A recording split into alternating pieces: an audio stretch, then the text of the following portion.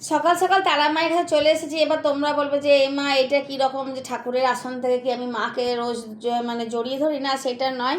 ঠাকুরের আসনে মা তারার একটা ছবি আছে, যেটাকে আমি রোজ এমনি পুজো করি, ধূপ দেখাই। আর সব সময় জড়িয়ে ধরে কাঁদার জন্য আর হাসার জন্য আমি একটা আমার জন্য আলাদা ছবি চিটিয়ে রেখেছি, যেখানে এসে পরে আমি বেশ ঠাকুরটির মানে মা তারার গায়ে হাত বুলাই, বুকে একটু মাথায় রেখে শুই, বেশ শান্তি পাই। আর আমার মনের কথাগুলো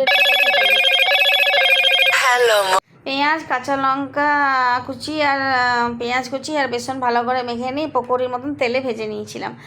আর এই যে তেলে ভেজে নেওয়ার পর তোমার প্রথমেই তুলে নেওয়ার পর দুটো টমেটো কেটে পরে কুচি করে দিয়ে দিয়েছিলাম। আর ওপর থেকে আবার নুন, চিনি, জিরে গুঁড়ি, ধনে গুঁড়ি, হলুদ, শুকনো লঙ্কার গুঁড়ি সব কিছু দিয়ে পরে বেশ ভালো করে টমেটোটাকে ভেজে নিলাম।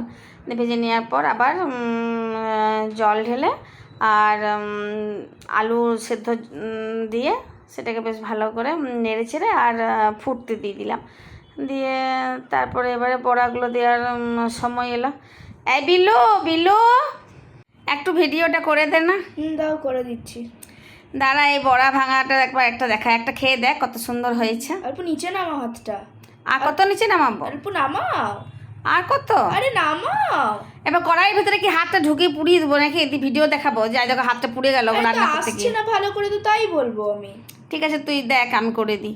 তাহলে বড়া ভাজাগুলো এবার ঝোলে দিয়ে বেশ ভালো করে নেড়ে চেড়ে ফুটিয়ে নামিয়ে নিলাম।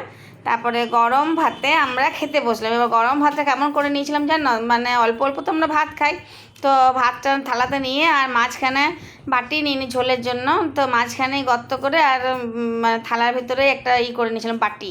আর সেই বাটিতেই তোমার 3-4 পিস করে আলু, বড়ার ঝোল, বড়া সব কিছু নিয়ে বেশ ভালো করে একদম ঝোল ঝোল করে মেখে খেলাম। খেতে হয়েছিল কিন্তু দুর্দান্ত।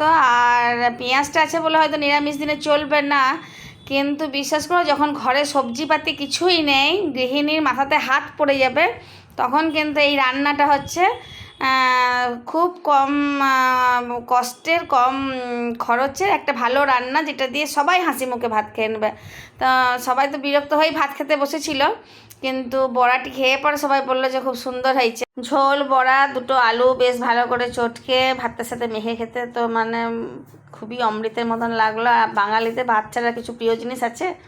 তো ভালো লাগলে লাইক, শেয়ার, কমেন্ট করে দিই।